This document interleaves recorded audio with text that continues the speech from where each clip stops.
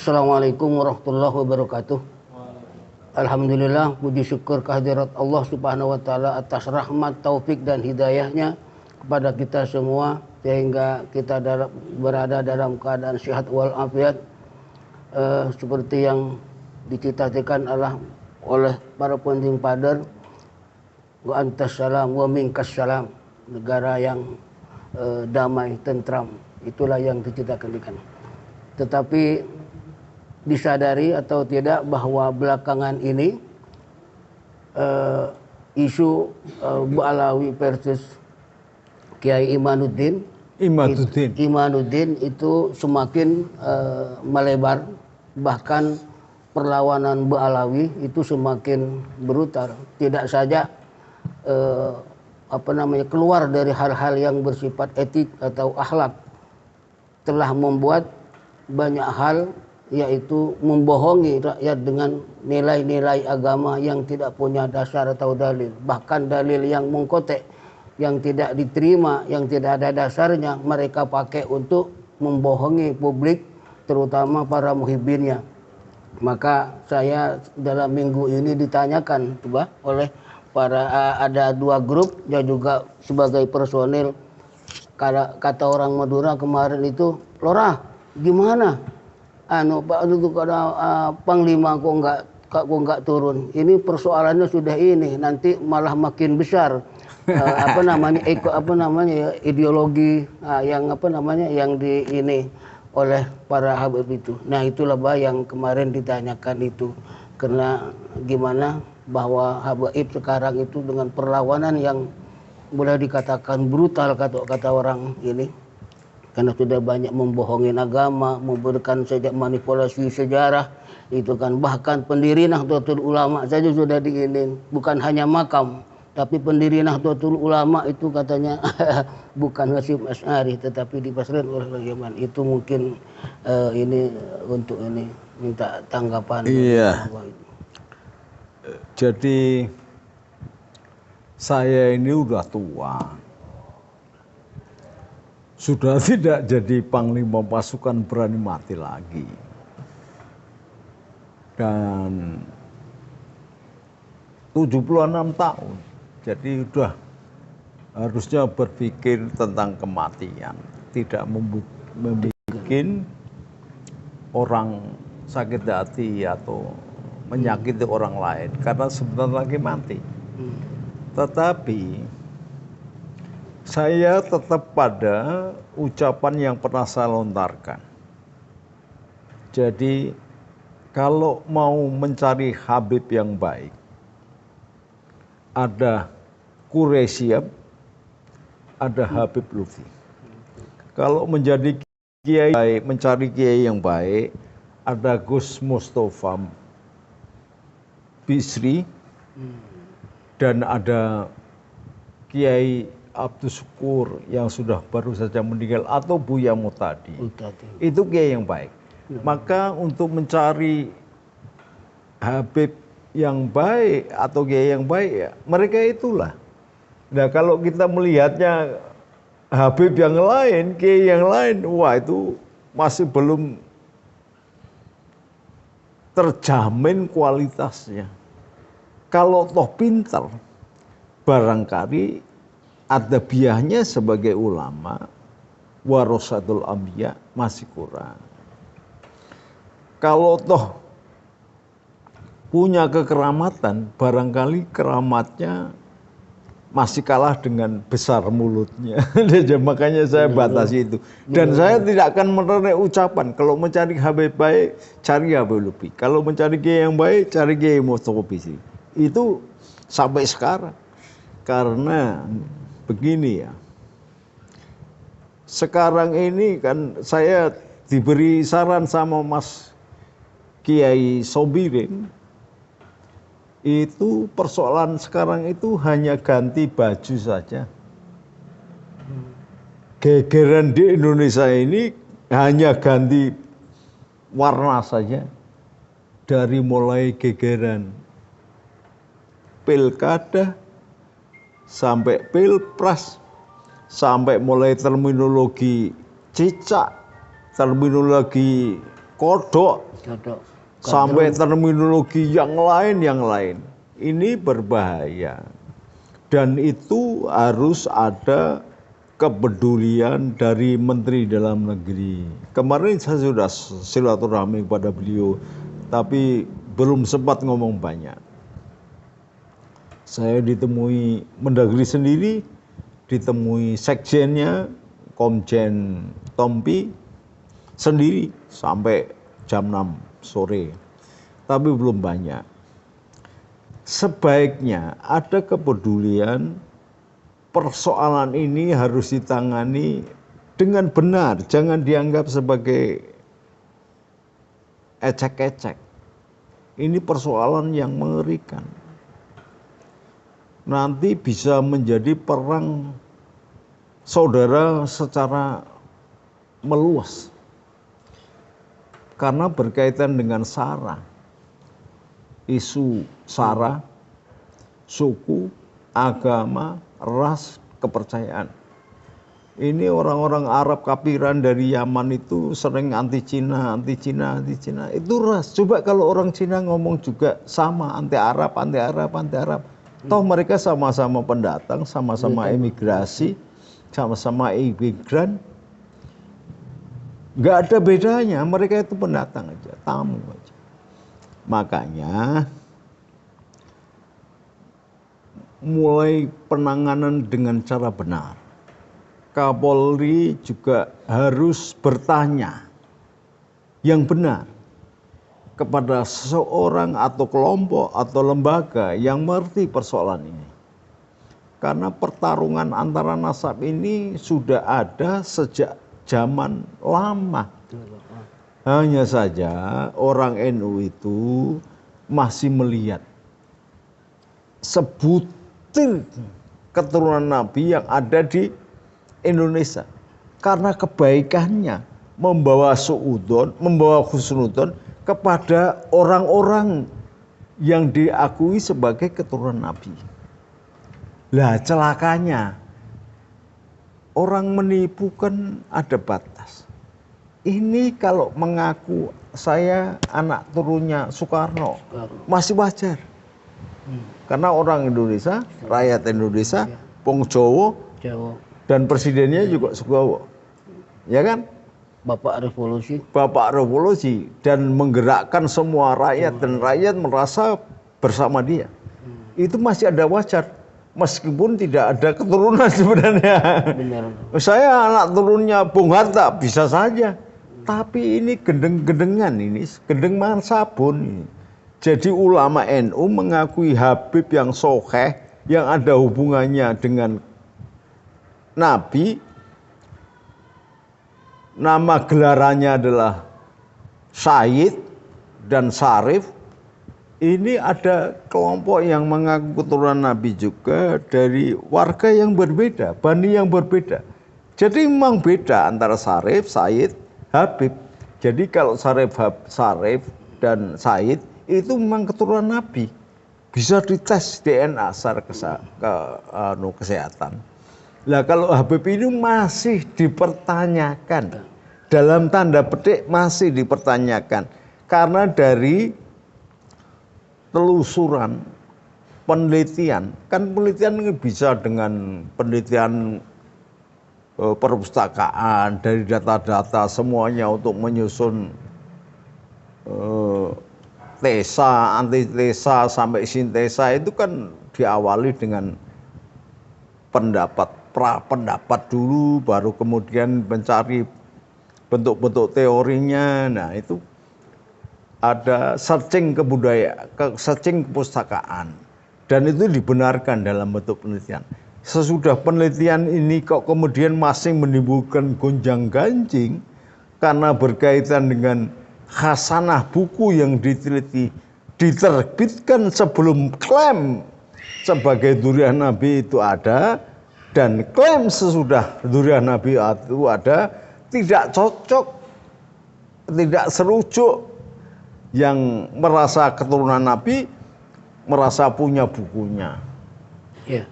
Yang tidak merasa menganggap tidak keturunan Nabi tidak punya juga bukunya. Nah, maka jalan tengah berdasarkan Al-Qur'an, yarfa'illahu ladina amanu minkum waladina utul ilma daraja, berdasarkan hadis Rasulullah SAW juga mengatakan begitu tentang ilmu. Meskipun ini mursal, tolabul ilmi ala kulli muslimin wal muslimatin. Ada lagi utubul ima walau bisin.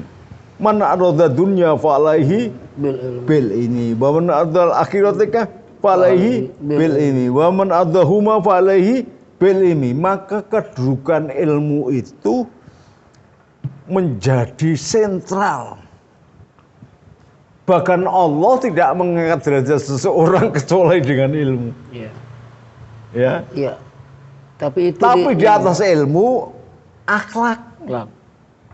Karena yang namanya iblis itu ilmunya tinggi. Lebih tinggi dari Allah. Tapi tidak memiliki akhlak. Nah, akhlak itu pada Rasulullah. Maka boleh saja kita tidak akan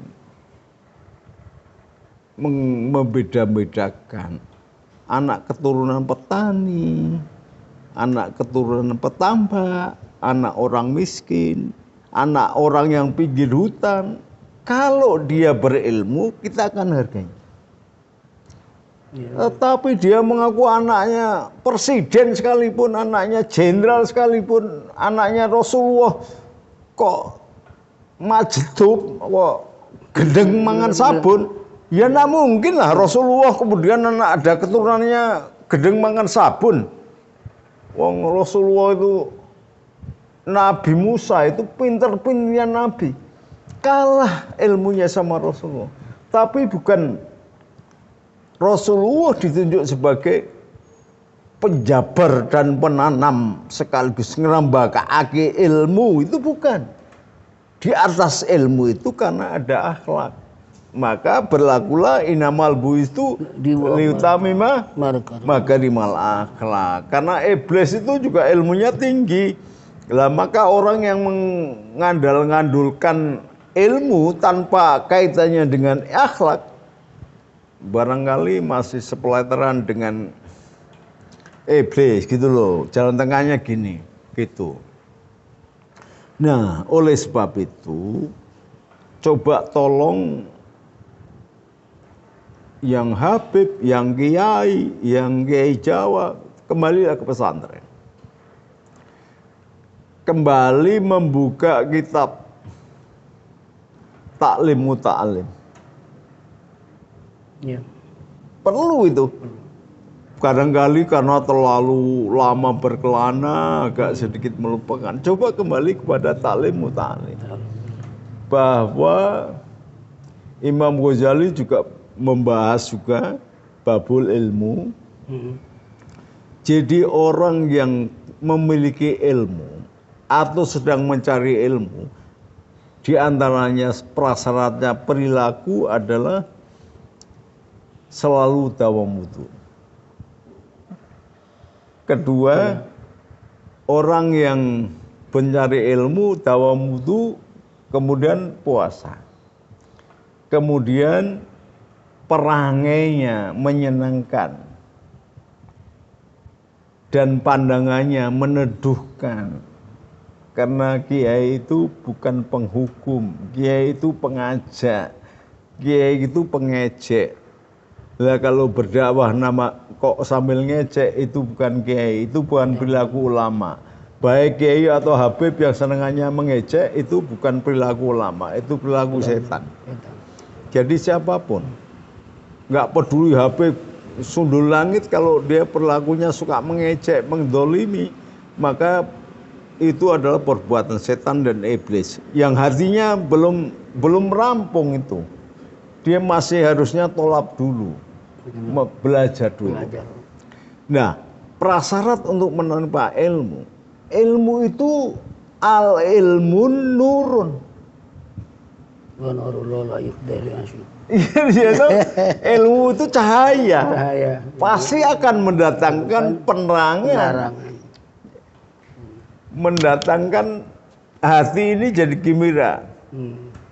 Anta samsun, anta badrun, anta nurun fakonuri, anta iksiru fakori, anta misbahus sudur. Jadi ilmu itu sekurang-kurangnya, karena al ilmu nurun, ilmu adalah nur, maka sekurang-kurangnya akan menerangi hati pemilik ilmu.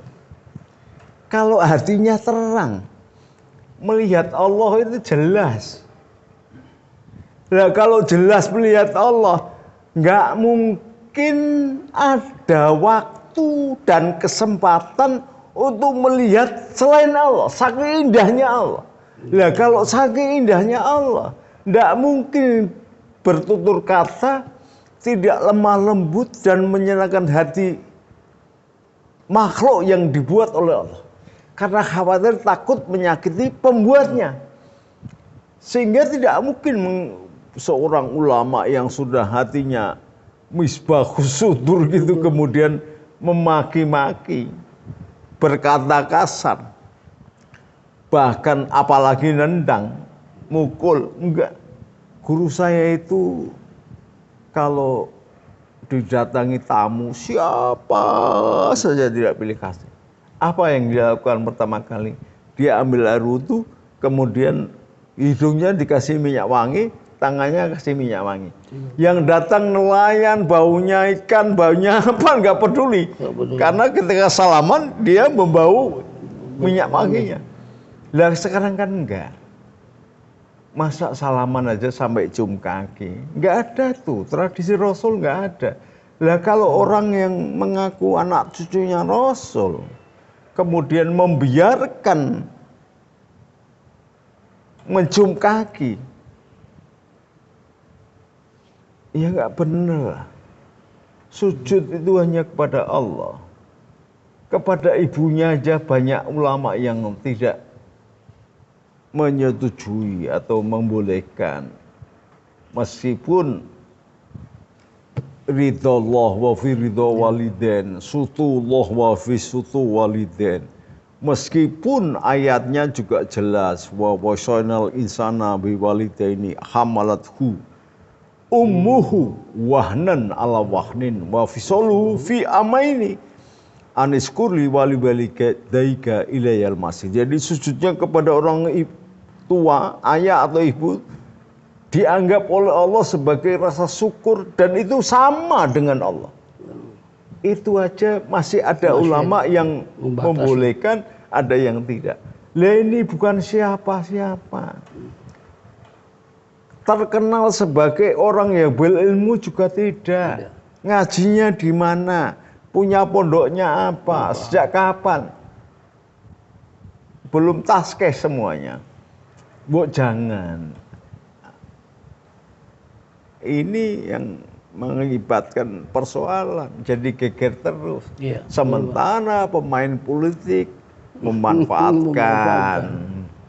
Ya. Sementara Habib Lutfi jadi penasihatnya Mas Prabowo, penasihatnya Gibran. Lagi GNU justru ada sesuatu yang belum selesai tentang Habib Lutfi ini.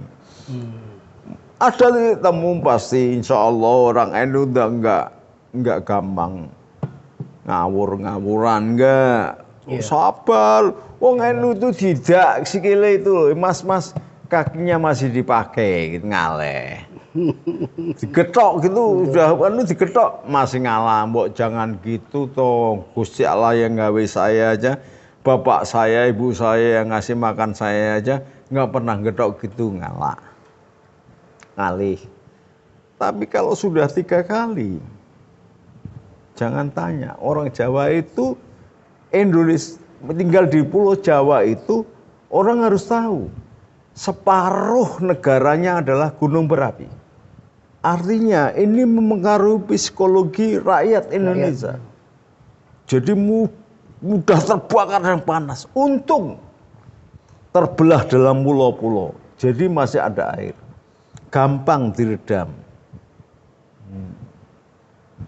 Ada panasnya. Tapi kalau apinya sudah membara, airnya udah nggak ada, ngamuk mesti. Ya, kalau ngamuk Habib itu bisa disembelih itu. Jangan dihapus saya ngomong Habib yang dobol tidak ada keturunan dengan Nabi itu bisa disembelih itu. Iya. Jangan lupa loh. Bapak saya yang tukang nyembelih PKI dulu. Karena kakak saya, kiai-kiai semua itu, baik di Jawa Timur, yang nyembelih PKI itu Banser dulu itu. Meskipun PKI-nya ketika mau disembelih bilang Allahu Akbar, tetap sembelih. Urusan Allahu Akbar, urusan dia dengan Allah. Tapi urusan PKI karena melanggar konstitusi, urusan negara, berlaku hukum negara gitu loh. Jadi Habib-Habib ini jangan sholah. Kalau saya mengatakan agak kasar, janganlah. Kamu ini siapa? Nggak ada sejarahnya. Habib itu jago perang, nggak ada. Negaranya perang aja nggak pernah menang kok. Negaramu itu sampai hancur kayak gini. Negara Arab yang hebat diperjuangkan oleh kemenangan perang salib oleh Salahuddin Ayyubi yang menerkenalkan selawat Badar, yang menerkenalkan selawat Barjanji, yang menerkenalkan selawat Burdah. Sayyidina pengarang, pemenang, pahlawan Salahuddin Ayyubi aja tidak kamu hormati. Ketika keluarga Rasul sekian ribu dihabiskan, anak-anak cucunya dalam perang Karbala dibunuh semua. Kamu nggak berbuat apa-apa. Tapi sekarang kamu karena mendapatkan keuntungan dengan klaim keluarga Nabi, kamu mendapatkan rezeki. Tapi ingat loh, Nabi pernah mengatakan berdoa agar keluarganya hidup dalam pas-pasan, kalau tidak boleh dikatakan miskin. Lah kalau kalian kemudian berpoya-poya, berharta benda, berkaya-kaya, nuruti siapa? Ngaku cucunya tapi tidak ngikuti datuk neneknya, moyangnya. Nah, bagaimana? Ini kan sama dengan bakar sate di sono, panggangnya di sini. Bisa matang apa enggak? Enggak matang. Ingat loh. Satu hal lagi, kenapa ini ribut tiba-tiba? Itu karena dimanfaatkan oleh kepentingan politik. Oleh sebab itu saya mengatakan Mendagri, Menko Polhukam, Menteri Pertahanan, Kapolri harus tegas. PGN siap, pendekar darah Garuda Jatmi juga siap di belakang. Patriot Garuda Nusantara saya sebagai senopatinya siap. Kalau misalnya TNI nanti dikatakan melanggar HAM karena memukul atau apa kepada mereka yang kurang ajar dan kemudian suka mendiskreditkan pemerintah, menuduh pemerintah, membuat keonaran, PGN siap berada di depan tanpa berbayar. Udah lama yang membubarkan FPI saya, HTI saya, lalu diakomodir oleh presiden. Presiden kupingnya mendengar omongan rakyatnya. Maka sekali lagi saya minta Bapak Presiden tolong turun. Mengatasi persoalan ini nggak bisa hanya sepotong-sepotong. Dunia sudah merasakan betapa hasil pengetahuan itu demikian hebat. Maka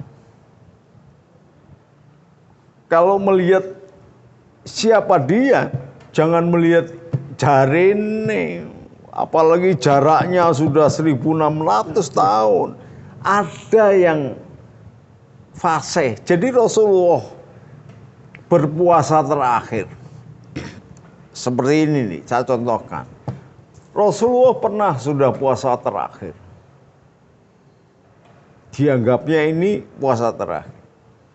Tapi ternyata setelah asar, ada orang Badui datang tergopoh-gopoh kepada Rasul dan mengatakan, saya melihat hilal.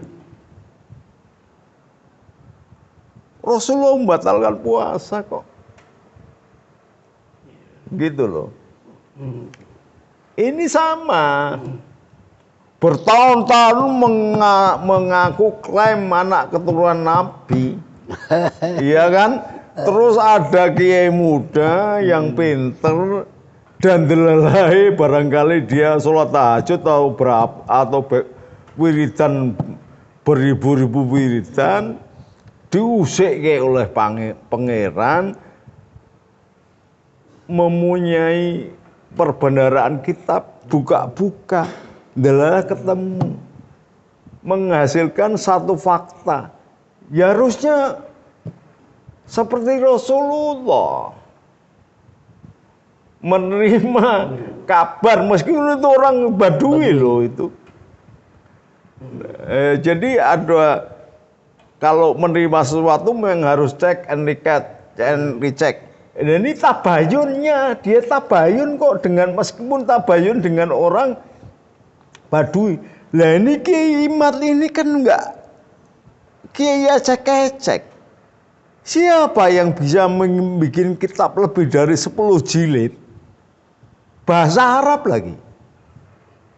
Jadi jangan dilihat karena masih mudanya. Ketika sekumpulan sahabat-sahabat Abu Bakar, Umar, Utsman udah tua-tua, Sayyidina Ali paling muda. Tapi kedudukan ilmu melebihi sahabat yang lain. Ya ilmunya yang dihargai. Apalagi moralnya baik dan dia tersambung sanadnya kepada Wali Songo.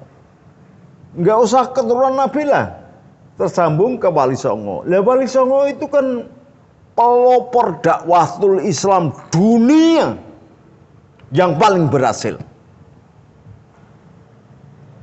Negara mana yang didakwahi oleh orang-orang Arab atau orang-orang Yaman bisa berhasil kayak Indonesia? Tidak ada. Jangan kemudian bapak moyangnya, nenek moyangnya datang abad ke-18, abad ke-14 saja kita sudah punya raja Islam, kerajaan Islam, terus dia mengaku bahwa dakwatul Islam. Kalau tidak ada nenek moyangnya, kalian masih nyembah pohon, wah ini keterlaluan begini. Ya. Jadi supaya benar, maka ada political will government. Mau presiden, mau menteri kesehatan, mau Kapolri, mau Mendagri, Menko Polhukam harus bekerja sama dengan Menteri Agama. Jadi sampai memunculkan surat keputusan bersama 6 menteri lah, sekali-sekali bikin rekor gitu. Surat keputusan bersama 7 menteri termasuk Menteri Agama gitu ya. Kemudian karena ini persoalannya adalah kesehatan, genetika, maka harus lewat ilmu kesehatan. Jangan katakan hari gini tes DNA terlalu goblok itu. Ada orang itu yang ngomong begitu, ini goblok sekali ini, jumut, terlalu terdoktrin dengan kejumutan. Ya kalau kesehatan menyangkut ilmu kromosom, ada sel ini mengandung atom itu ada proton, ada neutron, ada semua masing-masing. Ketika kemudian bersama terpadu oleh Allah sedemikian hebatnya, Allah itu rigidnya sedemikian hebat sekali. Allah itu sampai mengendus karena menjaga kemurnian keturunan Nabi dan Rasulnya, maka genetika sejak Nabi Ibrahim itu akan memiliki merek yang sama. Jadi kalau Nabi Ibrahim genetika ini A, maka menurun ke Ismail ini, menurun ke Ishak begini, menurun ke Yahudi begini, menurun ke ini begini. Lah kalau orang Arab ini yang di Indonesia mengaku sebagai keturunan Nabi, genetikanya aja nurun bangsa Arabnya saja tidak. Lah kok keturunan Nabi? Ini Nabi apa? Nabi Tongtosot apa bagaimana? Ya ini jadi ada, saya pernah ngaji di Kiai saya di Madura. Cum al khaya'u minal iman. Mbok malu. Ben kamu, cek kamu dikasih Allah itu iman rakyat yang sedikit. Nek kamu tidak punya malu, ngeklaim sebagai keturunan Nabi, pantes enggak kelakuanmu iku, ilmumu iku, omonganmu iku, keturunanmu sing di saka ngendi darahmu. Coba dilihat gitokmu lewat kaca yang di belakang gitu, biar tahu. Jadi apa enggak takut kamu mengaku-ngaku nasab Nabi tetapi bukan Nabi loh. Nek ngaku anaknya Jokowi gitu masih bisa, barangkali apa-apa. Anak Pak Harto bisa. Jadi cek menungso, ini sudah menungso yang disempurnakan oleh Allah. Yang paling paripurna itu Rasulullah Muhammad SAW. Masalahnya Habib itu panggilan Allah kepada Nabi. Artinya kasih Allah sebagai padanan dari Khalilullah gitu loh. Panggilan kepada Ibrahim Khalilullah. Lah Nabi Ishak aja tidak bergelar Khalilullah kok. Nabi Ismail tidak dipanggil Khalilullah. Masa ini Nabi Muhammad bergelar Khalilullah, bergelar Habibullah. Sayyidatina Fatimah tidak bergelar ke Habibullah. Anak cucunya tidak bergelar Habibullah, Sayyidina Hasan Husain. Iya kan? Lah kok ini orang-orang tiba-tiba bergelar Habib. Habib itu artinya kasih, sayang. Jadi kalau saya memanggil Kiai Nawawi, ya Bibi, itu artinya saya sayang sama kamu sebagai saudara, sebagai bapak, sebagai anak, sebagai santri. Lah kalau salah ucap kemudian ya Habibi, memangnya kita homosek apa? Laki-laki mengundang laki-laki sayang. Lah ini perlu diketahui nih orang-orang. Habibi, panggilan Habibi itu ditujukan bapaknya orang Arab sana kepada anak, kepada istri. Seorang ibu kepada anak, kepada suami, kepada saudara, ya Habibi. Bukan sembarangan ya Habib, ya Habib. Kalian ini apa enggak takut? Umatnya Nabi Lut aja dilaknat oleh Allah karena gara-gara perhabiban ini. Jangan sampai Indonesia kemudian jadi dilaknat oleh Allah karena melakukan kelakuan yang sama dengan umatnya Nabi Lut. Berat loh ini.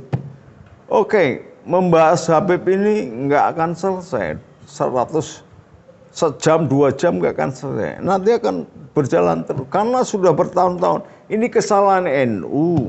Waktu itu ulamanya terlalu lembut sehingga tidak mengambil keputusan yang baku. Nah sekarang PBNU namanya gamang. Sono sini nggak bisa. Ketika ada dua pendapat, Anda harus tabayun keduanya dan menentukan tahkim. Yang salah yang mana, yang benar yang mana. Bahwa yang salah tidak boleh menghina yang salah tidak boleh menghina yang benar tidak boleh menghina yang salah, apalagi yang salah. Maka itu persoalan lain. Tapi persoalan keterhubungan dengan Nabi itu penting, itu bukan karena benci. Loh kalian anaknya petani aja kalau nyantri di tempat saya nggak bayar kok, makan minum tidur nggak bayar, dikasih duit lagi, apalagi ada hubungannya. Jadi mau tolong biasa saja, jangan kamu makan dengan menipu. Kalau belum jelas kriteria nasabmu, kamu mengklaim sebagai keluarga Nabi, itu sekurang-kurangnya hukum harta yang kamu peroleh adalah subhat, halal tidak, haram tidak. ya.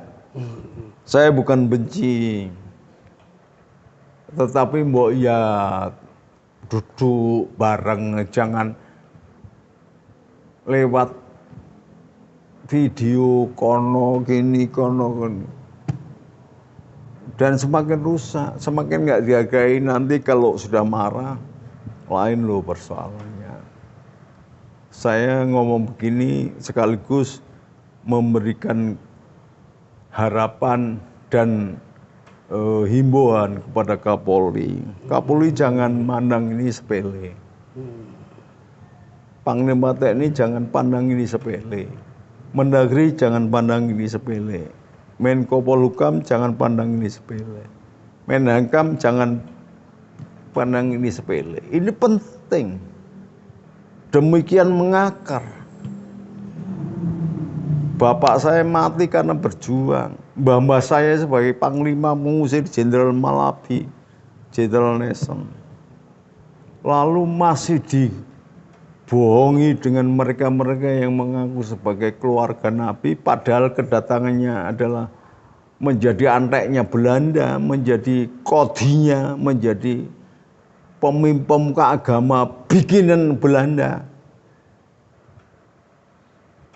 Bahkan memfatwakan pertarungan pertempuran kemerdekaan adalah yang dikatakan sebagai jihad itu adalah haram. Ini kan kebalik-balik ini. Saya patriot, saya cinta tanah air, saya bela Indonesia ini dengan nyawa saya. Bahkan sekarang sudah saya wakafkan nyawa saya. Saya pengen mati. Bukan di tempat tidur, tapi membela agama, kemurnian keturunan Nabi dan negeri ini Indonesia. Jadi jangan main-main ya. Ini belum semua loh, belum semua ngamuk loh. Kalau semua ngamuk, nggak bisa itu polisi ngatasi, nggak bisa ngatasi itu tentara. Kalau sudah perang horizontal, semuanya angkat senjata, bambu runcing, semua angkat senjata karena capek sudah mendengarkan omongan para Habib yang kurang ajar ini. Nanti kita bahas lagi sesi yang barangkali penghinaan kepada Nabi Muhammad. Habib-habib itu sudah menghina Nabi Muhammad dan Allah. Ada, saya punya datanya. Ini nanti kita bahas lagi. Marilah kita berdiskusi menemukan titik temu. Sudahlah, yang kenceng kendo, yang kendo kenceng sedikit, jadi harmoni, ada musiknya, nggih.